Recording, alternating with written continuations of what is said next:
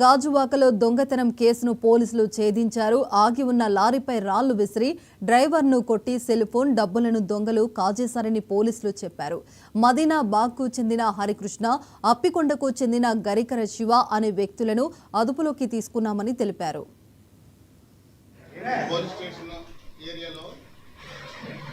Conference హాల్లో హాజరైన ప్రియమైన పాత్రికేయ మిత్రులకు, సోదరమ్మలకు అందరికీ నమస్కారం. ఈరోజు ఈ కాన్ఫరెన్స్లో మీటింగ్ పెట్టామంటే దీనికి చాలా ప్రాముఖ్యత ఉంది.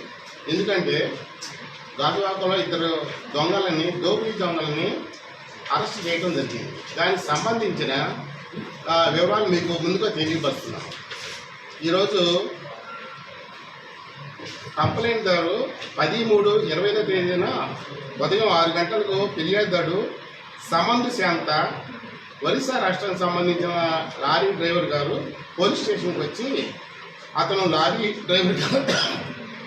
డ్రైవర్గా పనిచేస్తున్నట్టు, అదే రోజు తెల్లవారుజామున ఉదయం 2 గంటల నుంచి 3 గంటల మధ్యలో తన లారీ సర్దార్ నెస్ట్ అపార్ట్మెంట్కి వెళ్ళే దారిలో పార్క్ చేసి ఉన్నప్పుడు ఇద్దరు గుర్తు తెలియని వ్యక్తులు బైక్పై వచ్చి ఆయన వద్దకు వచ్చారు.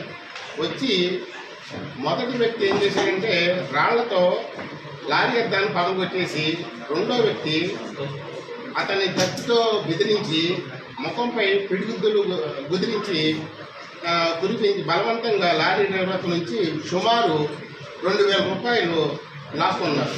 అలాగే అతనికి సంబంధించిన మొబైల్ ఫోన్ కూడా లాక్కొని దుర్గానగర్ వైపు పారిపోయారు. ఇతర నేరస్తులు చూస్తే కూడా గుర్తుపట్టాలని కూడా